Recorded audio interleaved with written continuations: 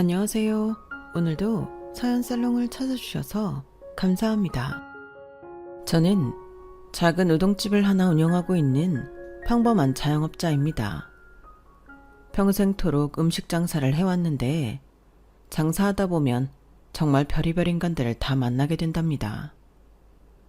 인사성 좋은 청년부터 귀여운 아기 손님, 그리고 눈살이 찌푸려지는 진상 손님들도 많죠. 요즘엔 간혹가다 뉴스에도 그런 진상 손님들이 많이 뜨더군요. 요즘에야 세상이 좋아져서 저희 같은 식당 주인이 곤란한 상황에 처하면 다른 손님들이 그렇게 영상도 찍고 하지만 저 때는 그런 것도 없었어요. 그냥 무조건 참고 손해보고 좋게 좋게 넘어갔죠. 그러다 보니 말도 안 되는 나쁜 놈들도 많이 봐왔습니다. 그런데 얼마 전 저는 그때까지 봐왔던 나쁜 놈들과는 비교도 할 수 없을 만큼 심성 자체가 악한 사람을 보게 되었어요.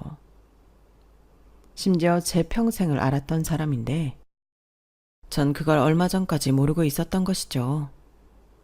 그 충격으로 한동안은 제정신이 아니게 일만 하며 살다가 최근에서야 조금 마음의 여유를 갖게 되었답니다.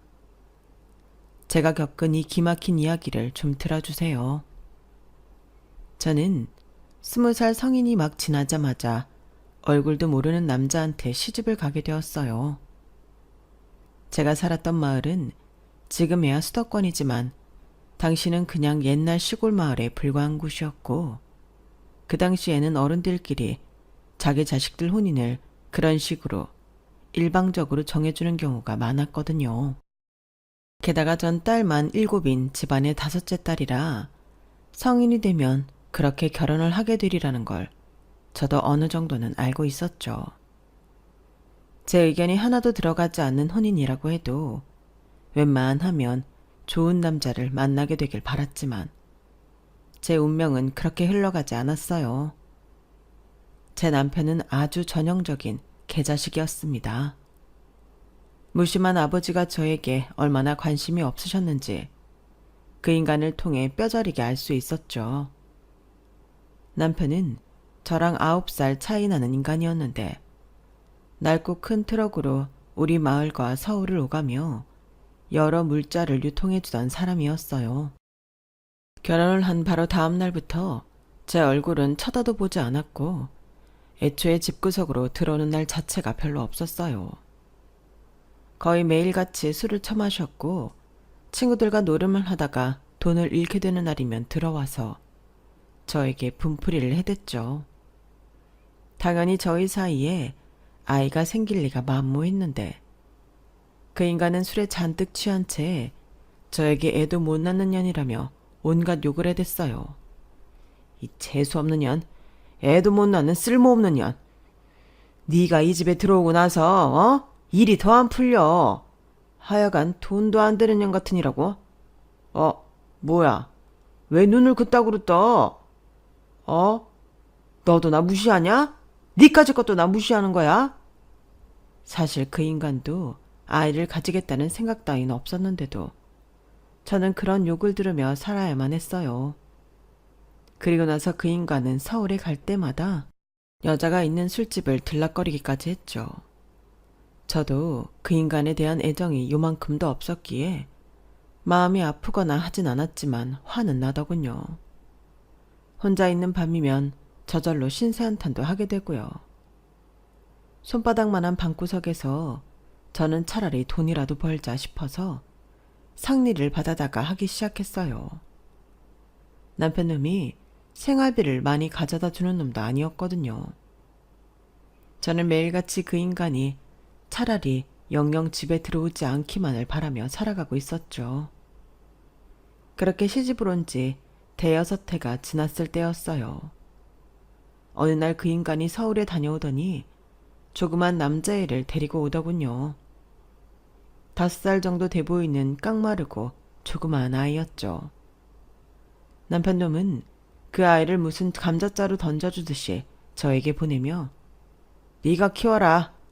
딱 한마디만 하더군요. 기가 차고 어이가 없었어요. 가타부타 설명하지 않아도 그 인간 아들이라는 건 똑똑히 알 수 있었죠. 남편 놈을 거푸집으로 찍어낸 것처럼 아주 똑같이 생겼거든요. 아무리 애정이 없기로써니 부부로서 할 짓이 있고 못할 짓이 있는데 그 인간 같지도 않은 놈은 얼굴 색 하나 변하지 않고 애를 던져놓고는 아무 일 없단 듯 평소처럼 바깥으로 나돌더군요. 남편 하는 꼴만 보면 속에서 천불이 나지만 이제 갓 5살 되었다는 애는 무슨 죄인가 싶어서 그래도 굶기진 않았어요. 그렇다고 살갑게 굴었던 것도 아니었죠. 솔직히 제가 무슨 성모마리아도 아니고 누렁이 밥 주듯 제때 끼니나 챙겨주면 됐지 그 이상 뭘 해줄 이유는 없다고 생각했죠. 남편 아들은 5살짜리 애가 어디서 그렇게 살다 왔는지 벌써부터 눈치를 엄청나게 보더군요. 도무지 애 같지가 않고 벌써 다 큰 애처럼 자기 자리 제대로 정하고 제가 뭐라고 말하지 않아도 알아서 상차림을 돕곤 했는데 솔직히 그 당시에는 그런 모습이 더욱더 정이 안 가더라고요. 달리 말하자면 그 나이에도 똘똘한 아이였던 거죠. 돌이켜 생각해보면 눈치도 빠르고 제 생활 패턴에 알아서 맞춰서 움직이니 제가 실질적으로 힘든 부분은 없었어요. 다만 그때까지 남편이 거의 없다시피 혼자 살고 있던 제 입장에서는 서로 한마디도 없이 대면대면한 상태로 모르는 아이와 한 지붕 아래서 사는 것이 영 껄끄러웠던 것이었죠. 제가 상리를 받아와서 일을 하고 있으면 아무 말 없이 얌전히 앉아서 제가 하는 일을 물끄러미 쳐다보는 게 그땐 그렇게 싫더군요. 그래서 아이를 마당으로 내쫓았어요. 남이 일하는 거 쳐다보고 있지 말고 나가서 놀던지 해라. 무슨 내가 놀지도 않고 방구석에만 있니? 어차피 친구가 없어요. 그럼 나가서 만들면 되지. 사람 불편하게 빤히 쳐다보고 있지 말고. 네. 남편 아들은 제가 불편해한다는 걸 금세 눈치채곤 그 이후로는 제가 일하는 동안은 밖에 나가 있었죠. 그렇게 계절이 바뀌고 해가 바뀌는 동안 서로 불편한 동거를 이어갔는데요. 그러던 어느 날이었습니다. 보통은 저녁 늦게 들어오던 남편이 갑자기 대낮에 술에 잔뜩 취한 채로 집에 돌아오는 겁니다. 저는 상리를 하는 걸 남편한테 말한 적이 없었는데 제가 따로 돈을 번다는 사실을 알면 그 돈까지 남편에게 빼앗길 것이기 때문이었어요. 그런데 무방비한 상태에서 제가 상리를 하는 걸 들키게 되니 남편은 그 돈을 요구하며 절 손대기 시작했죠. 보나마나 노름이나 계집질에 쓰려고 하는 것 같았는데 저는 곧 죽어도 이미 다 써서 모아둔 것이 없다고 시치미를 대고 있었어요. 그때 평소처럼 밖에 있던 남편 아들이 어느새 집으로 와서는 남편에게 외쳤어요. 아버지, 조 사장님이 시장에 오셨어요. 뭐? 누가 와? 조 사장님이 아버지가 집에 들어오면 찾아온다고 하셨었는데 지금 시장에 오셨어요. 아버지한테 볼 일 있다고 하시던데 아버지 오셨다고 가서 말씀드릴까요? 조 사장이? 아서라, 됐다. 잠깐 들른 거다, 잠깐. 남편은 아들의 말에 갑자기 허둥지둥 외투를 집어들더니 다시 집을 나가려고 하더군요. 그러면서 나가기 전에 아들한테 단단히 일러두었어요. 너 내가 다녀갔다는 거 조 사장한테 절대 말하지 말아라. 알겠냐? 앞으로도 아버지 다녀갔냐고 물으면 무조건 서울에 있다고 얘기해. 절대 나 있다는 소리 하지 말어. 안 그럼 아주 혼날 줄 알아. 자기 아들을 향해 무섭게 윽박지른 뒤 남편은 그 길로 후다닥 동네를 빠져나갔어요. 저는 남편 아들 덕에 산발인 머리를 다시 정리하고 얼굴이며 팔, 다리 곳곳에 난 상처를 닦고 약을 바를 수 있었죠. 제가 약을 바르는 사이 남편 아들은 말없이 흐트러진 일감들을 차곡차곡 정리해 주더군요. 저는 자리가 어느 정도 정리되고 난 뒤 남편 아들과 저녁 식사를 한 뒤 애를 데리고 나와 동네 슈퍼로 가서 아이스크림을 사 먹였어요. 슈퍼 앞 평상에 나란히 앉아 함께 아이스크림을 먹으며 그때 처음으로 그 애와 마음을 터놓은 대화를 했네요. 조 사장이 누구니? 저도 몰라요. 여기 처음 올 때 아버지가 트럭 안에서 통화하는 내용을 들었어요. 이 근처에 조 사장이라는 사람이 사는데 아버지가 피해야 한다고요. 밖에 나간 줄 알았는데 근처에 있었던 거야? 아버지 오신 건 어떻게 알았어? 아까 구두 닦아드리던 아저씨가 말해줬어요. 아버지 오셨다고. 구두? 무슨 구두를 닦아? 시장 앞에 구두 사장님이 일을 알려줬어요. 종종 가서 사장님 일 도와드리면 500원씩 주세요. 너 몇 살이지? 이제 7살이에요. 글은 읽을 줄 알아? 아니요. 앞으로는 구두 닦기 그만하고 글부터 배워. 내년이면 너도 국민학교 갈 나이다. 아무리 가난해도 글은 알아야 큰돈 번다. 네. 너 이름이 뭐야? 강대환이요. 그렇게 대환이의 도움을 받아 남편의 손찌검에서 벗어날 수가 있었던 그날 이후 저는 매일같이 대환이가 한글을 떼는 것을 옆에서 가르쳐 주었어요. 그 애가 다 가도록 상리를 하면서 공부를 봐주다 보니 어느덧 대환이와 저는 제법 가까워졌죠. 가르치면서 느낀 건 제 예상보다도 아이가 훨씬 똑똑하다는 것이었어요. 정말 하나를 가르치면 열을 알더군요. 대환이는 그 기간 동안 단순히 한글만 뗀 것이 아니라 산수도 배우고 상리를 하는 책에 뉴스를 읽어줄 정도로 변했거든요. 어떻게 남편처럼 백정 같은 놈에게서 이런 아이가 나왔는지 귀신이 고칼 노릇이었어요. 조 사장인지 뭔지가 남편을 찾는다는 대환이의 거짓말에 그 뒤로 남편이 집에 오는 횟수는 현저히 줄어들어서 저희는 한동안 평화로운 날들을 유지할 수 있었답니다. 그리고 대환이가 막 12살이 되는 어느 겨울 저는 남편의 사망 소식을 듣게 되었어요. 눈이 펑펑 왔던 밤에 여느 때처럼 술에 만취해 있던 남편은 인적이 드문 길거리에서 누워있는 채로 발견되었죠. 넘어진 것인지 그냥 잠이 든 것인는 모르겠지만 죽은 그 인간의 모습을 보는데도 슬픈 마음은 요만큼도 들지 않았어요. 드디어 끝났구나 하는 안도감과 홀가분함이 느껴졌죠. 장례식장에 찾아올 조문객도 거의 없었기에 저는 3일장도 하지 않고 하룻밤 만에 장례를 다 치러버렸습니다. 의외로 생전에 보험을 들어놓았는지 보험금도 조금 나왔죠. 저는 월대 살던 다 쓰러져 같은 폐가 같은 집과 남편이 타고 다니던 트럭을 전부 처분했어요. 그리고 그동안 한 푼 두 푼 모아오던 쌈짓돈과 그것들을 다 합쳐 시내에 있는 단칸방을 하나 구할 수 있었어요.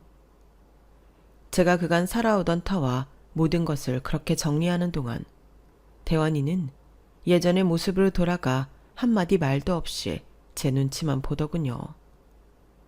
본인 입장에선 그래도 자기 친아버지가 죽은 건데도 장례식 내내 눈물 한 방울 흘리지 않고 계속 의기소침하게 제 동향만 살폈어요. 제가 원래 살던 집에서 있던 짐을 전부 정리하고 이사 준비를 마치는 동안까지도요. 저는 애가 왜 본인 짐은 안 싸고 저러고 있을까 싶었는데 저에게 쭈뼛쭈뼛 다가와서 하는 말에 깜짝 놀랐네요. 아줌마, 저 버리지 말아주세요. 저 공부도 잘하고 살림도 잘하잖아요. 별로 많이 먹지도 않고요.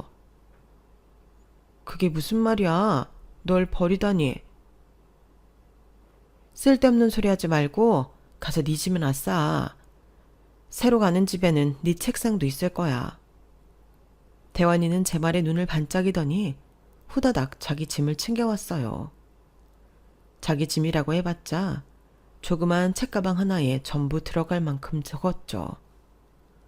후다닥 제 곁에 선 대환이는 저한테 다짐하듯 말하더군요. 저 하나도 귀찮게 안 할게요. 설거지도 빨래도 제가 다 할게요. 고마워요, 아줌마. 됐어, 살림은 내가 해. 넌 공부나 해라. 까불지 말고. 제 말에 대환이는 그제서야 긴장이 풀렸는지 웃으면서 저를 쫄래쫄래 따라왔죠. 제가 괜히 그런 말을 한 게 아니라 저는 정말 그 아이가 좀 아이답게 지내길 바랬어요. 안 그래도 대환이는 이미 제 나이에 맞지 않을 정도로 똑부러지게 제 앞가림을 알아서 척척하는 애였거든요. 다른 아이처럼 학원 같은 곳은 언감생심 꿈도 못 꾸고 학교만 보내는데도 항상 1등을 해오고 제가 잠깐 외출을 하면 설거지도 해놓고 본인 빨래도 알아서 해놓곤 했죠. 동네 사람들 모두가 그런 대환이를 개천에서 난 용이라고 말하곤 했고 저도 그 말에 전적으로 동의했어요. 확실히 머리가 비상한 아이였거든요. 그렇기에 저는 어느새부턴가 대환이가 저나 남편과 같은 인생은 살지 않기를 바라고 있었어요. 갖고 태어난 좋은 머리로 인간답게 살길 바랬죠. 그래서 새로 이사를 간 뒤엔 본격적으로 돈을 벌 자리를 구했습니다. 마침 시내에 일자리가 하나 나왔다는 소식에 저는 한달음에 달려가 그 일을 구했어요. 사람들이 많이 다니는 자리에 있던 우동집이었죠. 시장과도 가까운 거리라서 오며 가며 사람들이 간단하게 후루룩 먹고 가기 좋아 가게는 늘 장사가 잘 됐고 그러다 보니 바쁘게 일을 도와줄 사람이 필요했어요. 일은 늘 고되고 뜨거운 음식 그릇에 여기저기 대기 일수였지만 그래도 과부인 제가 일을 시작할 수 있다는 것 자체에 감사하며 열심히 일을 했죠. 그리고 그렇게 해서 번 돈으로 묵묵히 대환이를 키워냈어요. 다른 집 부모들이 하듯 용돈도 주고 가끔 맛있는 음식을 해먹이기도 하면서요. 하루하루 평화로운 나날이 몇 해 동안 이어지던 어느 날 평소처럼 분주하게 일을 하고 있는데 거기가 소란스러운 겁니다. 그 동네가 워낙 작고 동네 사람들끼리 친하게 지내다 보니 무슨 사건이 하나 터지면 삽시간에 소문이 퍼졌거든요. 이번엔 또 무슨 일인가 싶기도 하면서도 너무 바빠서 신경을 못 쓰고 있었는데 사장님이 후다닥 저한테 오셔서 얼른 경찰서에 가보라고 하는 거예요. 자네, 얼른 이거 두고 경찰서부터 가봐. 얼른. 네? 경찰서예요? 갑자기 왜요? 대환이가 거기가 있다잖아. 동네에 삐뚤어진 걔 있지? 철영이. 걔랑 같이 갔대. 얼른 가봐. 얼른. 우리 대환이가요? 우리 애가 그럴 리가 없는데? 대환이가 그럴 리가 없다고 생각하면서도 저는 저도 모르게 정신없이 앞치마를 내려놓았어요. 그 길로 경찰서까지 한달음에 달려갔죠. 경찰서에 도착하니 앉아있는 아이들 얼굴이 전부 가관이더군요. 한바탕 치고받고 싸운 것 같았어요. 그리고 철영이 아빠가 먼저 와 있었는데 계속 한 손으로 저희 대환이 머리를 내리치면서 혼을 내고 있더군요. 그걸 보는데 저도 모르게 욱하는 마음이 들면서 그 사이를 비집고 들어가 철룡이 아빠를 미쳐버리고 철영이 머리를 수차례 내려쳤습니다. 아줌마, 지금 뭐 하는 거야? 그러는 아저씨야말로 뭐 하는 짓이에요? 아저씨가 뭔데 남의 아들 머리를 그렇게 무식하게 내려치냐고요? 누가 누구 아들이라는 거야? 얘가? 누가 부모 없는 애 아니랄까봐 아주 뚫린 입이라고 아무 말이나 했었으니까 그렇지. 얘가 그러래요? 철영이야말로 마을에서 불량스럽다고 소문이 자자한 애인데 그런 애 말만 듣고 지금 남의 애한테 손찌검을 하냐고요. 그러자 곁에서 난처한 표정으로 있던 경찰이 자초지종을 설명해 주셨어요. 그 내용은 이랬어요. 같은 반인 철용이가 대환이한테 커닝페이퍼를 만들어 달라고 먼저 제안을 했답니다. 숙제도 대신 해달라고 했고요. 그런데 대환이가 철용이가 요구하는 것들을 하나도 들어주지 않자 화가 난 철용이가 애들이 있는 앞에서 대환이한테 욕을 퍼부으면서 위협적으로 굴었다더군요. 부모도 없는 고아 주제에 반항한다는 식으로요. 그런데 그 얘기를 들은 대환이가 눈 하나 깜짝 않고 너도 엄마 없잖아. 멀쩡한 엄마가 바람나서 도망가는 것보다 나은데? 라고 맞받아치자 머리 끝까지 화가 난 철용이가 주먹을 날리면서 싸움이 시작된 것이었죠. 반 애들 말로는 철용이가 대환이한테 부모가 없다고 놀린 적이 한두 번이 아니었다고 해요. 그럼 우리 애가 아니라 철용이 저놈이 처음부터 우리 애를 못살게 군 거네요. 그래놓고 뭘 잘했다고 남의 머리를 그렇게 내리쳐요. 당신 아들한테 빨리 사과하라고 해요. 뭐? 저 소리를 듣고 너 그딴 말이 나와? 애가 뚫린 입이라고 저딴 저급한 소리를 해댄다는데 아줌마가 애 보호자라면 아무리 부모 없는 애라도 교육은 똑바로 시켜야 할 거 아니야. 우리 애가 뭐 없는 말 했어? 아저씨가 허구한 날 시간만 나면 낚싯대 들고 사라지고 그 집 할머니가 며느리를 그렇게 못살게 굴었다지? 그런 집구석에서 와이프가 바람이 안 나고 배겨? 뭐라고? 이 여자가 말이면 다인 줄 아나? 그리고 아저씨야말로 애 교육을 어떻게 시켰길래 벌써부터 조그만 게 컨닝을 할 생각을 해요? 자식 교육을 대체 어떻게 시키는 거야? 내가 당장 이 길로 학교 가서 교장 선생님 뵙고 제대로 문제 삼을 거예요. 알았어요? 철웅이 저놈의 자식이 아주 각별한 주의가 필요한 애라고. 누가 지 남편 잡아먹은 여자 아니랄까봐 뭔 놈의 여자가 이렇게 드세? 아줌마애도 아니면서 왜 이렇게 쌈딱처럼 바락바락 대드냐고. 우리 아들 얼굴은 그럼 저절로 이렇게 피어나고 멍들었어? 제가 주먹을 휘두르니까 맞은 거 아니야. 그럼 아저씨네 애가 저렇게 못돼 처먹게 구는데 싸움이 안 나게 생겼어요? 그리고 얘가 왜 내 아들이 아니야? 아저씨 자식보다 훨씬 더 잘 키우고 있구만. 애 하는 꼬라지 보면 누가 봐도 댁내 아들이 내놓은 자식이네요. 학교 끝나면 학원을 가던 놀이터에서 놀던 아니면 집에 가야지. 허구한 날 뒷동산에서 불량한 애들이랑만 어울리고 아주 이 동네에 소문이 파다하다고. 알아? 실제로 철영이는 옷도 늘 꾀죄죄하고 관리가 안 되는 티가 났고 행실이 안 좋은 것도 유명했어요. 제 말에 철영이 아빠는 얼굴이 불그락 푸르락해지면서도 아무런 반박도 못했죠.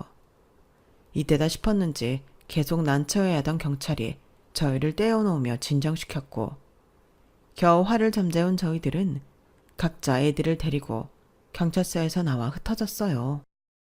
대환이는 눈두덩이가 퍼렇게 멍이 들고 입술이 터진 채로 아무 말 없이 조용히 제 뒤를 따라왔죠. 저는 집에 가는 길에 있는 약국에 들러 일단 큰 상처부터 치료를 해주고 다시 집을 향해 걸었습니다. 그리고 집 앞에 다다라서 대환이를 돌아보았어요. 어느새 저보다도 키가 커진 대환이는 어릴 적 그랬듯이 제 눈치를 보고 쭈뼛거리더군요. 저는 낮은 목소리로 말했어요.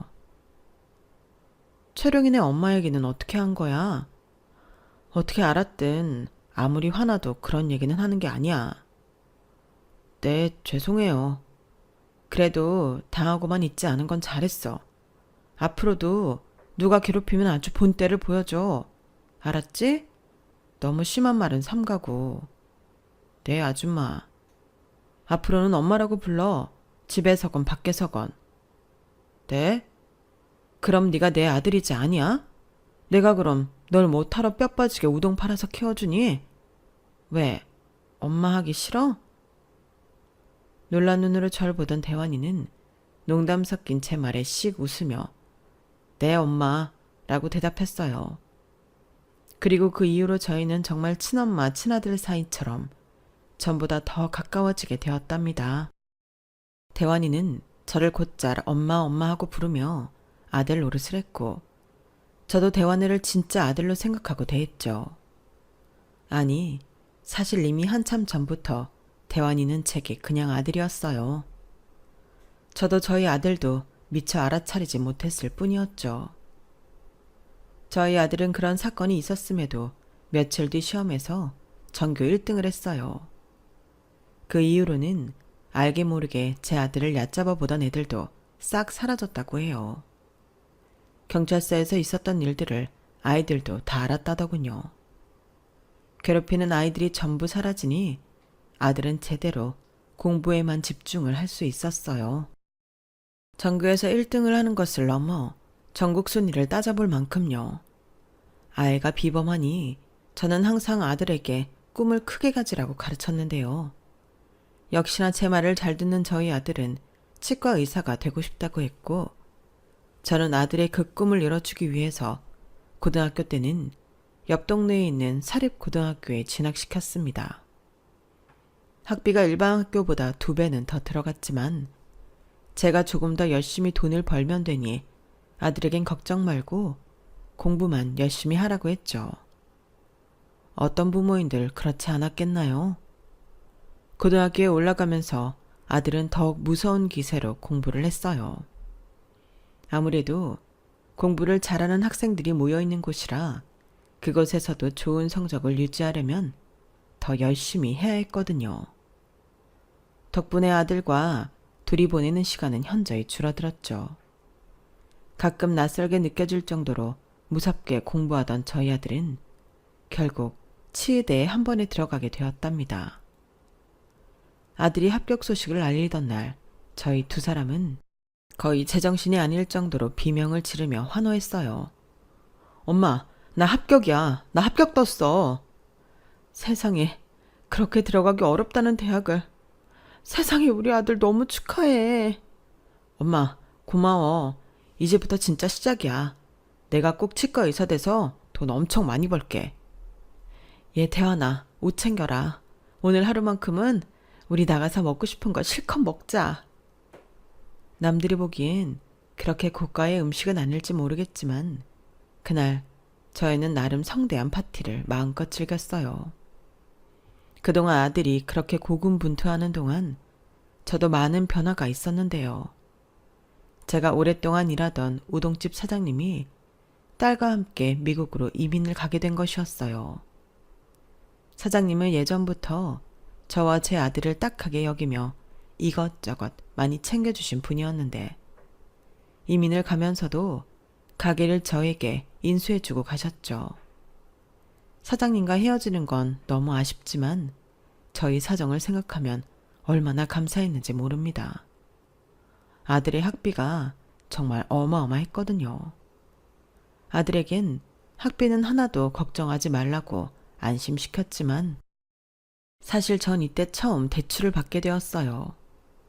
서울로 간 아들은 공부에만 매진하느라 좀처럼 얼굴을 보기가 어려워졌죠. 저 역시 그런 아들의 뒷바라지를 하느라 하루도 쉬지 않고 일을 했습니다. 어려서부터 꿈을 크게 가지라고 가르친 덕인지 아들은 국내 치의대에만 머무르지 않고 미국 유학에도 도전했어요. 솔직히 처음 그 얘기를 들었을 때는 그게 될까 싶었는데 아들은 정말로 미국 대학까지 덥석 붙어버리더군요. 합격 소식을 들었을 땐 아들과 함께 있었는데 우린 서로를 얼싸안고 눈물을 흘릴 수밖에 없었죠. 고생했다 우리 아들. 그동안 정말 너무 고생했어. 세상에 나 미국이라니. 내가 해준 것도 별로 없는데. 아니야, 엄마가 해준 게 뭐가 없어. 그동안 학비며 생활비, 용돈까지 전부 엄마가 뒷바라지 해준 건데. 고마워 엄마. 내가 정말 크게 성공해서 엄마 꼭 호강시켜 줄게. 최대한 빠르게 공부하고 올게. 그런 생각은 말고 넌 그냥 네 공부에만 신경 써. 넌 가서도 분명 잘할 거야. 항상 건강 챙기고. 엄마야말로 너 없어도 건강 잘 챙기고 있어. 내가 여건 되는 대로 종종 올게. 아니, 내가 공부 마치고 자리 잡으면 미국 여행도 다니고 그러자. 아들의 말에 저는 웃으며 끄덕였고 그렇게 머나먼 타국으로 아들을 보냈습니다. 그리고 저는 대출을 한 번 더 받았어요. 거의 다 갚아가던 대출이 도로 다시 생긴 건데요. 그래도 저는 그 돈이 하나도 아깝지가 않았답니다. 미국에 간 아들은 전보다도 더 연락하기가 어려웠어요. 당연히 어려운 공부 중이니 그럴 거라고 생각했죠. 저는 그런 아들의 뒷바라지를 끝까지 할 수가 있었는데 가게를 인수받고 몇 년 뒤에 제가 살던 지역 전체가 재개발이 들어갔기 때문이었습니다. 살고 있던 집도 일하던 가게도 꽤나 큰 돈을 받을 수가 있었죠. 그간의 대출을 다 갚고도 남을 정도로요. 여유가 생기니 살고 있던 단칸방보다 좀 더 넓고 깔끔한 집으로 이사를 갈 수도 있었고 제가 직접 아들을 보러 갈 수도 있었어요. 해외를 나가보는 건 평생에 처음 있는 일이라 떨리기도 했지만 얼마 전에 막 졸업한 아들을 보러 간다는 생각에 들뜬 마음이 들기도 했죠. 그런데 아들이랑 연락이 안 되는 거예요. 처음엔 바빠서 그런가 보다 싶었는데 1년이 지나도 2년이 지나도 연락이 되질 않았어요. 다달이 돈은 계속 보내고 있는데 말이에요. 제가 미국을 잘 알지도 못하고 영어를 할 줄도 모르니 도대체 아들을 어떻게 찾아야 하는지 방법을 모르겠어서 답답해 미칠 지경이었어요. 그렇게 뭘 어쩌지 못하고 있는데 뜻밖에도 저는 예전에 제게 가게를 인수해 주신 우동집 사장님을 통해 아들의 소식을 듣게 되었습니다. 딸과 함께 미국으로 갔다는 말은 들었으나 제 아들과는 아예 동떨어진 곳에 있는 줄 알았는데 얼마 전 사장님 딸이 제 아들을 봤다는 거였어요. 다른 게 아니라 좀 이상해서 말이야. 저번에 우리 딸 경은이가 보스턴에서 대환이를 봤는데 이름도 딴 사람이고 자기는 죽어도 한국에서 태어난 사람이 아니고 재미교포라는 거야. 근데 우리는 알잖아. 어렸을 때부터 맨날 봤던 앤데. 네? 뭐라고요? 대체 그게 무슨 소린지. 걔가 왜 그러는지 모르겠네. 대환이랑 연락은 돼? 아니요. 저도 연락 안 된 지 오래라. 안 그래도 엄청나게 걱정하고 있었어요. 마지막으로 연락했을 때 제가 3년 전에 대환이 졸업했을 때였던 것 같은데 정말 저희 대환이가 확실해요? 그렇다니까. 자네가 얼른 와서 직접 봐봐. 사장님의 말씀에 저는 최대한 빠른 비행기표를 사서 미국으로 넘어갔어요. 말도 제대로 안 통하는 미국 땅에 손바닥만한 영어책을 들고 무작정 찾아간 것이죠. 공항에 나와 있는 사장님과 사장님 딸을 만났는데 두 사람의 표정이 너무나 어두운 겁니다. 절 봐도 계속 난처한 듯한 표정으로 있길래 제가 대체 무슨 일이냐고 재차 물어봤어요.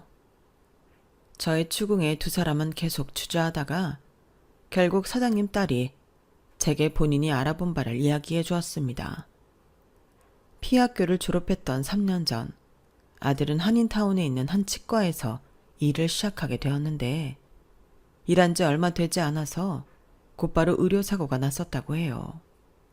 믿기 어려웠지만 그 후로 아들은 아예 종적을 감춰버렸고요.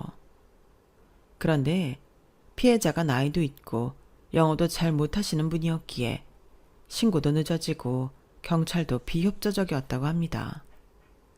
그런 상황에서 얼마 전에 사장님 딸이 보스턴에서 저희 아들을 발견한 것이었죠. 아무리 봐도 이상해서 조사를 해보니 신분도 달라져 있고 부잣집에 장가까지 가서 잘 살고 있다더군요. 작은 사무실에서 일을 시작했는데 머리가 좋고 계산이 빠르니 승진이 빨랐고 평판도 좋으니 그 지역에서 잘 산다고 하는 집의 딸과 결혼까지 했다고요.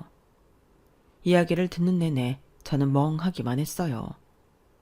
그런 믿기 힘든 일이 일어났다는 것도 충격적인데 그 사건의 중심에 저희 아들이 있다는 게 무섭기까지 했죠. 그런데 사장님이 한 말에 정신이 번쩍 들었어요. 그 와중에 부잣집 딸을 골랐다니 운도 좋아. 개천에서 난 용이라도 용은 용인 건가? 아니에요. 처음부터 알고 접근했을 거예요. 처음부터? 아무리 걔가 머리가 좋다지만 그게 가능했겠어? 대환이는 어려서부터 다른 사람들에 대한 정보는 엄청 빨리 파악하는 아이였거든요. 얼른 직접 봐야겠어요. 그래도 그 아이를 20년 가까이 키워본 제 입장에서는 바로 촉이라는 게 오더군요. 신분을 숨기면서 그런 부잣집 사이로 들어간다는 게 여간 머리가 좋지 않고선 못할 짓일 텐데 제 아들은 그걸 충분히 해낼 아이였어요. 아들이 있다는 그곳으로 가는 동안 내내 머릿속에서는 수많은 질문들이 떠올랐죠.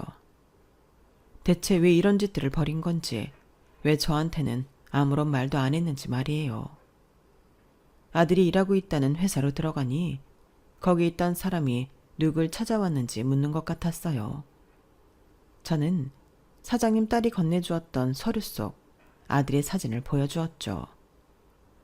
그러더니 그 사람이 들어가서 대환이를 찾는 것 같더군요. 안쪽 저 멀리서 대환이가 일어나는 게 보였는데 때마침 어떤 한국인이 들어가더니 한국말로 대환이랑 얘기하는 게 들려왔죠.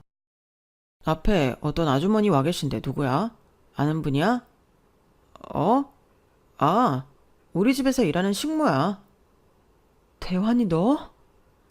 제가 그 말에 화가 나서 불쑥 모습을 드러내자 대환이는 귀신이라도 본 것 마냥 눈이 휘둥그레지면서 창백하게 질렸어요. 그 와중에도 그 표정이 정말 상처더군요.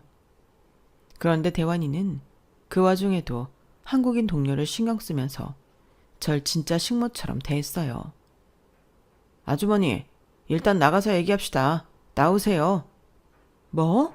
아주머니? 너 그동안 이런 식으로 사기치고 살라고 내가 뒷바라지 한 줄 알아? 한국인 동료도 저를 말리려고 다가오는데 저는 그 사람한테 제가 들고 온 서류를 전부 넘겨버렸어요. 그리고 말도 안 통하겠지만 사무실이 쩌렁쩌렁 울리도록 외쳤습니다. 제가 얘 애미 되는 사람이에요. 얘가 미국으로 날아가더니 의료사고도 치고 신분 세탁도 하고 사기 결혼까지 했답니다. 선생님들, 제가 가져온 서류 보세요. 지금 다들 속고 계신 거예요. 제가 넘긴 서류를 본 동료의 표정은 심각해지고 다들 무슨 일인가 싶어서 다가왔어요. 대원이는 얼굴이 더더욱 백지장처럼 하얗게 질려버렸고요. 그러다가 갑자기 대원이가 아이씨 라고 작게 욕을 하더니 순간적으로 절 밀쳐버리면서 나가는 문을 향해 질주하더군요.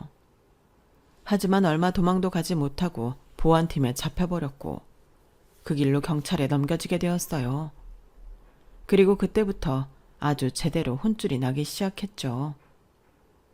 대환이에게 속아 넘어간 처갓집에서도 대환이를 상대로 엄청난 소송을 걸었고 대환이가 다니고 있던 회사에서도 고소를 했죠. 몇 년 전 그냥 넘어갔던 의료사고와 관련해서도 엄청나게 후폭풍을 맞게 되었어요. 미국 법이 무서운 게 그간 저질러온 수해가 속속히 밝혀지자 형벌이 점점 곱절로 늘어나는 것 같더군요. 대환이는 마치 동네 북처럼 여기저기서 얻어맞는 것 같았습니다. 저도 그렇게까지 상황이 흘러갈 줄은 예상치 못했어요. 최종적으로 대환이는 남은 인생의 대부분을 감옥에서 보내야 할 정도로 형량이 나오게 되었죠. 다 큰 아이가 그 꼬맹이였을 적에도 우는 법 한 번이 없던 아이가 법정에서 정말 엉엉 울더군요. 그 모습을 보는 저도 당연히 기분이 좋진 않았어요. 한국으로 다시 돌아오기 전 저는 대환이와 제대로 대화를 나눠보기 위해서 면회를 갔었어요. 그때까진 대환이가 큰 잘못을 저지르고 제게도 씻을 수 없는 상처를 줬지만 그래도 아직까진 내 새끼라는 마음이었죠. 속이 까맣게 타버린 채로 그 아이를 만났는데 그 아이는 분노가 가득한 눈으로 절 노려보더군요. 여긴 왜 왔어? 당신이 망쳐놓은 내 인생 비웃기라도 하려고? 뭐? 너 지금 엄마한테 그게 무슨 말버릇이야? 내가 널 이렇게 만들었다니. 널 이렇게 만든 건 바로 네 자신이지. 네가 순순히 처음부터 잘못을 인정하고 피해자한테 배상도 잘해줬으면 일이 이 지경까지 왔겠어? 그 멍청한 할망구가 자꾸 말을 안 듣고 움직이니까 사고가 난 거지. 그게 어떻게 내 잘못이야?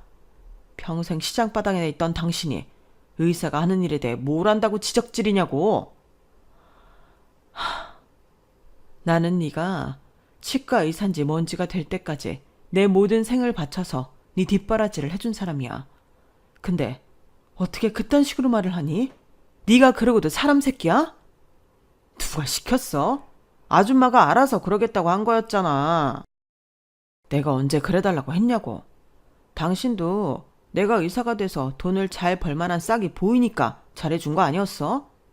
먼저 나한테 공부하라고, 꿈을 크게 가지라고 부추긴 건 당신이잖아.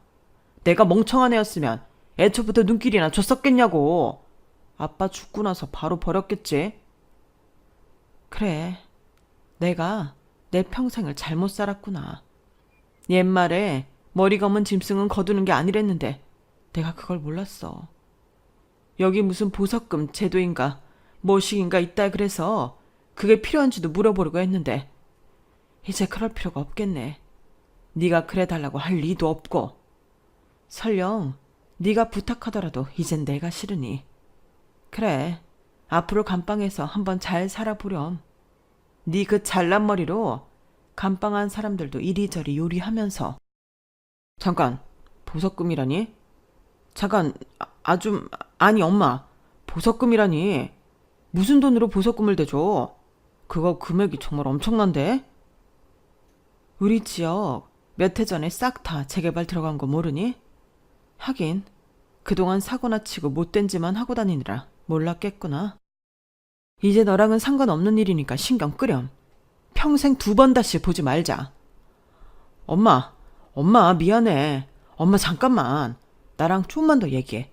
그게 얼만데 엄마? 아들은 목소리가 다 갈라질 정도로 저를 애타게 불렀지만 저는 뒤도 한번 돌아보지 않고 그 자리를 나와버렸어요. 그리고 그냥 곧장 한국으로 날아버렸죠. 미국에서 있었던 그 폭풍 같던 시간 동안 계속 절 도와주셨던 사장님과 딸에게 감사 인사도 드리고 작지만 보답도 해드렸어요. 사장님이 정말 좋은 분이신 게 제가 너무 걱정된다며 평소보다 연락도 자주 해주시고 시간 될 때 한국에 놀러 오시겠다고 약속도 해주시더라고요.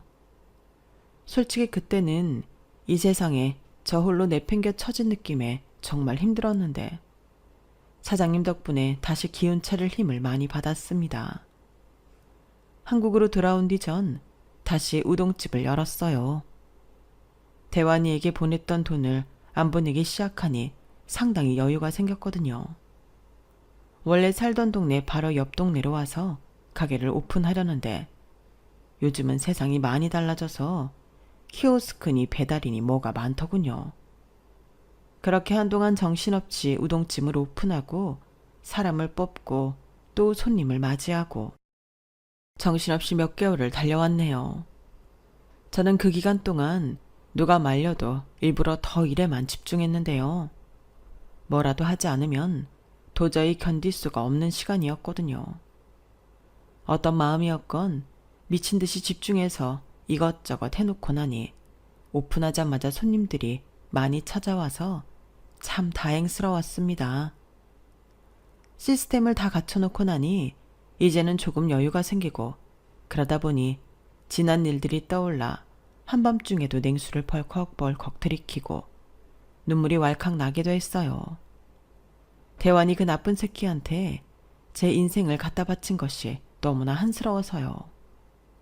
한동안 상태가 좋았다 나쁘다가를 반복하다가 이렇게 제 사연을 적어보게 되었답니다. 제가 사연살롱 채널을 주방 오픈할 때 종종 틀어놓는데 평소 다른 분들의 이야기를 들으며 저도 참 많은 위로를 얻었거든요. 아마 제 사연을 듣는 누군가는 저보다 힘들었던 사연이 있을 수도 있고 또 어떤 누군가는 저보단 덜 힘들었을 수도 있겠어요. 하지만 어떤 방식으로든 제 이야기가 여러분들께 위로가 되었으면 좋겠네요.